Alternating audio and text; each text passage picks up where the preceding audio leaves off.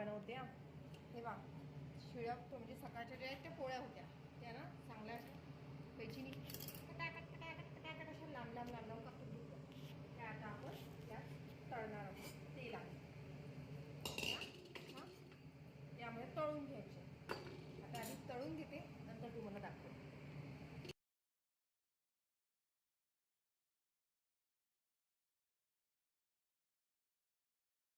त्याचे तळून झालेले आहेत. मला आवाज येत असेल ना. आता यात टाकणार आहे मी थोडेसे मसाले. आता टाकलं काळं मीठ,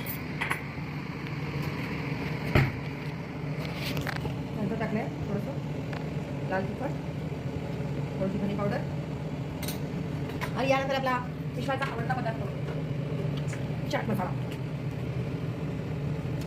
आणि त्याला असं घालून घ्यायचं आहे. आणि आपला नाश्ता जो आहे कुरकुरीत असा तो झाला तयार. मस्त.